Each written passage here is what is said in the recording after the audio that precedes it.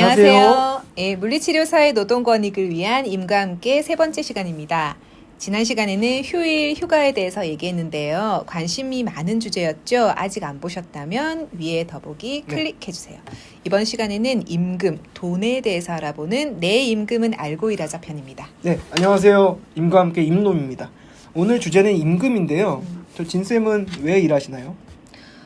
돈 벌려고 네, 일합니다. 맞아요. 저도 마찬가지예요. 돈 벌려고 하는 건데 돈이 제일 중요한 이유 중 하나겠죠. 그래서 오늘은 월급은 어떻게 계산하는지, 그리고 휴일이나 연장 근무할 때 어떻게 계산될지, 그리고 내가 그만둘 때 퇴직금은 어떻게 되는지에 대해서 조금 구체적으로 얘기해 보려고 해요. 알겠습니다. 저는 급여 계산하는 게 힘든 경우가 있더라고요. 특히 1년차 물리치료사 선생님의 경우 최저 시급을 받고 일하시거나 시급제로 들어가는 경우가 있다고 하는데 네. 시급을 월급으로 바꾸는 방법이 좀 곤란해가지고. 맞아요. 네. 그냥 내가 한 달에 일한 근무 시간 곱하기 시급으로 하면 내가 일한 만큼 더 못 받는 겁니다. 왜냐하면 지난 시간에 얘기했죠. 휴일에 대해서 얘기하면서 일주일을 개근하면 하루에 유급휴일을 준다. 예. 이게 주 휴일이다. 이렇게 네. 말씀드렸어요. 따라서 내가 월급을 계산할 때는 이 일주일에 추가로 발생하는 하루 주휴일에 대한 수당, 주휴수당을 생각해 보셔야 됩니다. 그럼 일주일에 추가로 하루치를 더 받는다라고 생각하면 되는 거죠? 네, 맞습니다. 일주일에 5일 근무한다고 볼게요. 일주일에 5일 근무하고 하루에 8시간씩 근무하는 노동자입니다. 그러면 일주일에 40시간 근무한다. 그냥 곱하기 시급 이렇게 계산하면 안 되고요. 추가적으로 하루치 급여 8시간 분을 더 받습니다. 따라서 일주일에 48시간 분을 돈을 받는다고 생각하시면 돼요. 그러면 한 달에 몇 주가 있을까요? 4주, 5주 있는 데도 있고. 예. 그래서 평균적으로 계산하면은 고용노동부에서는 4.34주라고 계산합니다. 그러면 아까 전에 말씀드렸죠. 내가 하루에 일하기로 한 날, 예를 들면 1일 8시간씩 근무한다고 한다면 일주일에 48시간 예. 곱하기 시급 곱하기 4.34주 이렇게 계산하면 됩니다.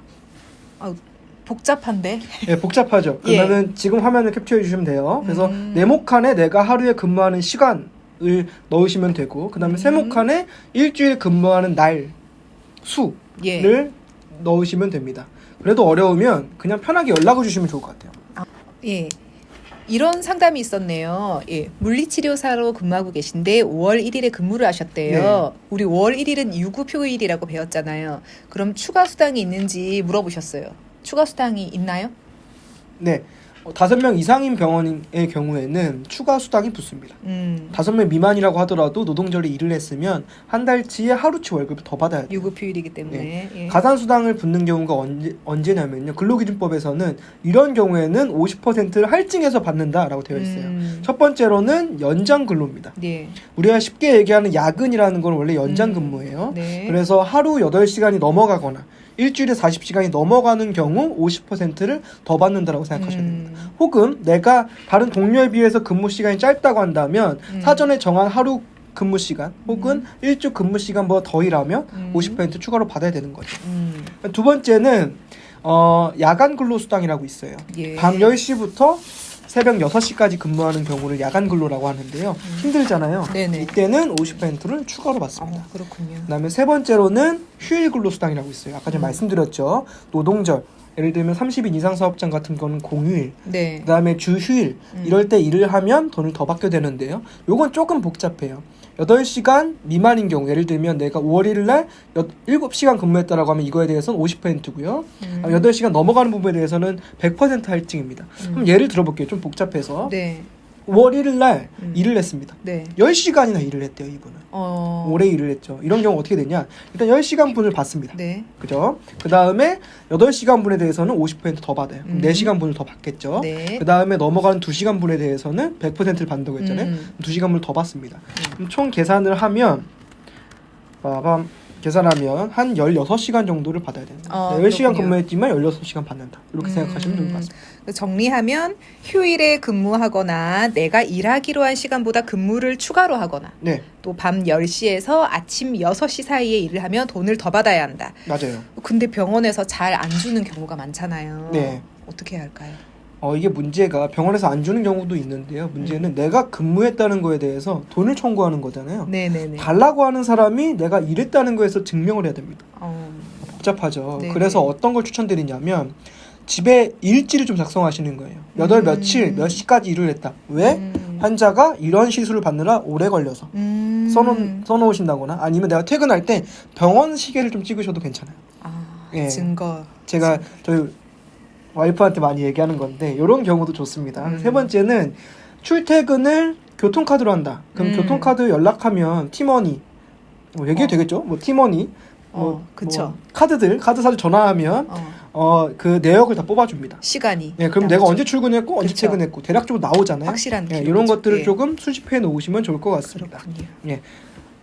만약에 계속 안 준다면 결국엔 고용노동부에 신고를 해야 돼요. 어떻게 신고해야 될까요? 어떻게 하죠? 요거는 마지막 특강 시간에 다 말씀드릴게요. 해고당할 때 어떻게 해야 된다. 임금 체불될 때 어떻게 해야 된다. 예. 알겠습니다. 마지막 영상을 꼭 참고해 주시고요. 네. 예, 병원들의 경우에 근로계약서에 연장, 야간, 휴일 근로수당을 포함한다고 되어 있는 경우도 많은 것 같더라고요. 네. 근데 이때 내가 연장 근무를 하면 수당을 더 받을 수 있는 걸까요? 병원들이 고정적으로 연장 근무를 하는 경우가 있습니다. 예를 들면 수요일 날 야간 진료 때문에 8시까지 한다. 이렇게 되어 있는 경우가 있잖아요. 그럼 맞아요. 이 2시간 분에 대해서 처음부터 애초에 근로계약서에 이 2시간 분에 대해서는 50% 가산해서 월급을 책정하는 경우도 있어요. 다만 이런 경우도 있습니다. 그냥 아무 내용 없이 근로계약서에 뭐 연봉 3천만 원, 여기에는 연차 휴가 수당도 들어가고 연장 근로수당도 들어가고 야간 근로수당도 들어가고 등등등 계속 붙는 경우가 있습니다. 네. 이런 경우가 불법일까요? 합법일까요? 합법? 원래는 안 되는 거예요. 언제 가능하냐면 이런 포괄임금제는 근무 시간을 계산하기 어려운 경우, 예를 들면 출장을 계속 나가서 내가 근무 시간 몇 시에 출근하고 몇 시에 퇴근하는지 모르는 경우에 가능하고요. 두 번째로는 노동자한테 불리하면 안 됩니다. 그렇군요. 네, 따라서 뭐 출장을 많이 가는 데인데 근로기준법보다 훨씬 좋다. 이런 경우면 가능한 거예요. 따라서 내가 아까 전에 첫 번째 말씀드렸죠. 2시간 고정적인 연장 근무가 있다고 하더라도 추가적인 근무를 했으면 돈을 더 받을 수 있습니다. 그리고 아까 전처럼 포괄적으로 다 받는다고 하더라도 내가 실제로 계산했을 때 더 근무했다 라고 하면 다시 한번 청구할 수 있는 거고요. 추가적으로 말씀드리면 고용노동부 해석은 연차휴가 수당을 포함해서 월급 지급하는 거 불법이다 이렇게 얘기하고 있습니다. 아, 그렇군요.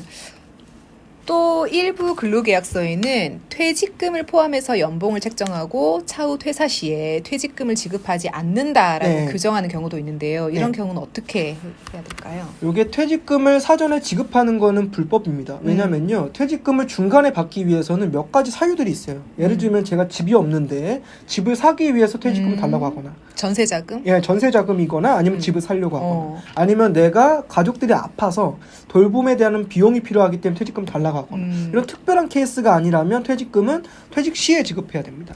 근데 계약서에 뭐라고 써 있냐면요. 첫 번째는 연봉 3천만 원, 퇴직금 100만 원으로 한다. 이렇게 되어 있는 경우가 있어요. 이런 경우라면 이미 퇴직금은 지급된 걸로 보고요. 다만 이 퇴직금 항목에 대해서는 부당이득으로 봐서 결국에는 나중에 받을 퇴직금에서 차감해서 지급해도 가능하긴 하다라고 법원에서 얘기하고 있긴 해요. 좀 복잡한 얘기지만. 네. 그래서 퇴직금 100만 원이 써 있다면 나중에 계산했을 때 퇴직금이 계산 나올 거잖아요. 예를 들면 300만 원이다. 그러면 이 100만 원을 빼서 200만 원 받을 수 있다라고 생각하시면 되고 네. 또 어떤 경우가 있냐면요. 그냥 연봉에 3천만 원 써 있고 퇴직금 포함한다. 이건 꼼수죠. 그렇죠. 네, 그렇기 때문에 이거는 퇴직금 지급되지 않은 걸로 봅니다. 고용노동부에서는. 나중에 추가적으로 청구할 수 있는 거예요. 아, 그렇군요. 퇴직금 얘기를 하셨는데 퇴직금에 대해서 좀 더 네. 얘기해 주셨으면 좋겠어요. 뭐 DC형이다, 뭐 DB형이다 등등 뭐 종류가 좀 있잖아요. 네. 어떤 거예요? 퇴직금이 좀 복잡합니다. 쉽게 얘기할게요. 퇴직금이란 건 뭐냐면 내가 1년 이상 근무하면 1년마다 30일치의 금을 추가적으로 주겠다 라고 생각하시면 그쵸, 됩니다. 예. 그러면은 이 하루치 급여를 어떻게 계산하냐? 이 법정 용어로 평균 임금이라고 있습니다. 이게 뭐냐면요. 내가 직전 3개월 동안에 총 번 월급이 있을 거잖아요. 네네. 그리고 예를 들면 매년 뭐 상여금이 얼마씩 있다. 그럼 그거에 12분의 3도 들어오고요. 예. 연차휴가 수당도 받았었다. 그럼 연차휴가 수당의 12분의 3도 이 월급에 다 들어옵니다. 아, 그렇군요. 이거를 나누기 내가 그만두기 전 3개월 동안의 달력에 있는 일수 나누면 평균 임금이 계산이 돼요. 그럼 예를 한번 들어볼게요. 월급 300만 원이에요. 네. 연차휴가 수당도 70만 원을 받은 사람입니다. 3월 31일까지 일을 하고 그만둔대요. 네. 이런 경우 어떻게 될 거냐? 여기 뒤에 떠 있죠. 예. 한번 보면 300만 원 곱하기 3개월 더하기 70만 원 곱하기 12분의 3 예. 이렇게 계산이 나오고 그다음에 1월부터 3월까지는 며칠일까요? 90일이에요. 그렇죠. 90으로 나누면 10만 한 1,000원 정도 나옵니다. 여기 하루치 내가 일당이라고 생각하시면 되고 네. 1년마다 30일치를 더 준다고 생각하시면 돼요. 그래서 예를 들면 2021년 1월 1일 날 입사해서 2022년 3월 30일 날 그만뒀다. 그러면 약 1.25년 정도 근무한 거거든요. 그러면 1.25년 곱하기 아까 전에 얘기했던 하루치 10만 얼마 나오죠. 그다음에 30일. 이렇게 하면 계산이 됩니다. 복잡하네요. 복잡하죠. 예. 그래서 저도 고용노동부 퇴직금 계산기가 있어요. 오. 구글이나 네이버에 고용노동부 퇴직금 계산기라고 검색하시면 뜹니다. 그래서 예. 거기서 내가 언제 입사했고 언제 퇴사했고 연차이가 얼마 받았고 다 기입을 하면 쉽게 계산할 수 있어요. 조금 복잡하지만 1년 일할 때마다 30일치씩 준다. 네. 1년 3개월 일했다면 1.25년에 대해 30일치 돈을 받는다라고 생각하면 그쵸. 되겠네요. 네. 그럼 아까 질문한 거 DB형은 뭐고 DC형은 뭐죠? 일단은 퇴직금 제도에 문제가 있었어요. 어떤 게 문제냐면 병원에서는 예를 들면 진쌤이 갑자기 그만둔대요. 3년 동안 일했는데 네네. 병원 입장에서는 3년짜리 퇴직금 목돈이 확 들어가는 거예요. 그렇죠. 부담스럽죠. 근데 진쌤 입장에서 뭐가 있냐면 이 병원이 망할 수도 있는 거잖아요. 근데 퇴직금 못 받을 수도 있잖아. 네. 불안정하잖아요. 그래서 퇴직연금 제도라고 들어와요. 아. 연금이라고 하는 거는 매월 혹은 매년 납부하는 거잖아요.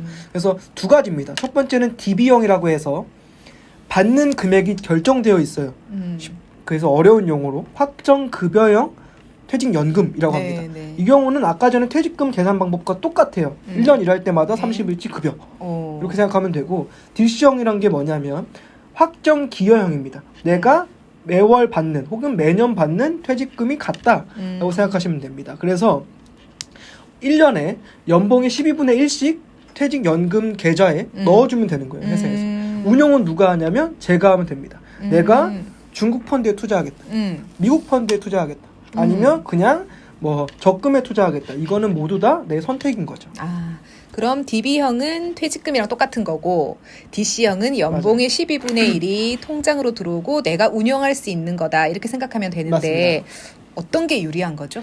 매년 연봉 상승액이 높다면 DB형이 유리할 수 있습니다. 왜냐면요. DC형은 매년 12분의 1이고요. DB형은 퇴직 시에 3개월치 평균 임금을 계산해서 네. 지급하는 거잖아요. 그쵸. 그럼 예를 한번 들어볼게요. 1년차 월급 200만 원, 네. 2년차 250만 원, 3년차 300만 원이에요. 이분이 예를 들면 3월 달에 그만뒀다고 봅시다. 계산해 볼게요. 네. 평균 임금 아까 전에 얘기했죠. 직전 3개월치 월급이잖아요. 예를 네. 들면 300만 원, 300만 원, 300만 원 나누기 90 하면 한 10만 원 나옵니다. 10만 원 곱하기 30일치 곱하기 3년 900만 원 정도 나와요. 그렇죠. 예. 근데 DC형을 보면 매년 12분의 1이잖아요. 네네. 그러면은 200만 원 1년차 200만 원, 넣고 2년차 250만 원 넣고 3년차 300만 원 넣으면 750만 계산해 보면 원에 750만 원. 차이가 많이 나네. 많이 나죠. 150만 원 차이 나네요. 그죠. 그렇군요. 그러면 DB형이 무조건 좋은 거라고 생각할 수도 있을 것 같은데. 그거는 꼭 맞는 얘기는 아닙니다. 유리한 경우가 종종 많은데요. 다만 DC형이 좋은 경우 언제냐면 급여 상승액이 적은 경우, 그 다음에 시장이 좋은 경우, 내가 운용 능력이 있다라고 하면 DC형이 좋을 수도 있어요. 그렇군요. 예를 한번 들어볼게요. 요즘 주식이 난리잖아요. 난리죠. 올해 주식이 난리였는데 코스피가 작년에는 예를 들면 2,000선이 붕괴됐었대요. 그렇죠. 근데 지금은 3,000선이란 말이에요. 내가 이때 코스피에 엄청 투자해놨어요. DC형 퇴직연금 가지고. 근데 3,000원 올랐네? 그러면 내 퇴직금 수익이 높아졌겠죠. 늘어난 거죠. 예.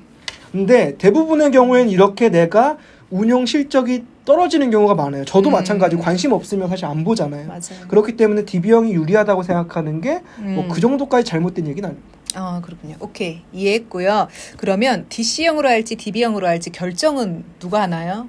우리 병원 원장 선생님? 퇴직연금을 가입하거나 혹은 운용 방법을 바꾸기 위해서는 근로자 과반수의 동의가 필요해요. 예를 들면 노동조합이 있다. 과반수 네. 노조가 있다라고 한다면 그 노동조합 위원장이 결정을 합니다. 근데 음. 없다라고 하면 과반수 노동자들이 같이 결정할 수 있는 거예요. 그렇군요. 근데 이게 잘 될까요?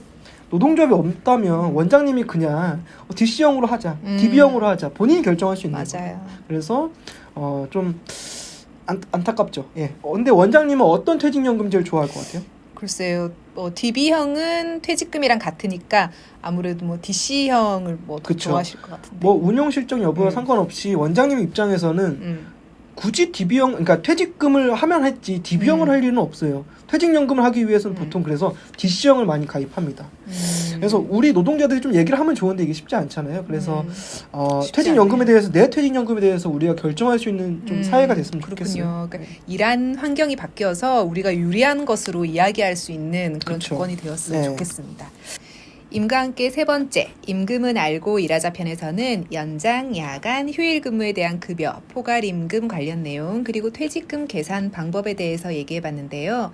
다음 시간에는 무슨 이야기를 할까요? 다음 시간에는 실업급여에 대한 부분을 얘기하면서 근로관계 종료에 대한 부분, 해고당할 때, 네. 계약기간 종료될 때, 혹은 내가 그만두고 싶을 때 어떻게 해야 될지에 대해서 얘기해 보려고 합니다. 네네. 2019년에 그 권익위원회 영상을 보니까요. 실업급여 편이 제일 조회수가 높아요. 예, 맞아요. 저희도 기대하겠습니다, 여러분. 예, 다음 시간 영상 조회수를 기대하면서 이 영상을 보시고 궁금한 부분이 있거나 혹은 노동권에 대해서 침해당하고 있다, 임금을 적게 받는다라고 생각하신다면 다음 화면에 있는 연락처를 꼭 캡처해 놓으셨다가 상담해 주시면 됩니다. 네, 알겠습니다. 그럼 우리는 다음 영상에서 또 뵙겠습니다. 안녕.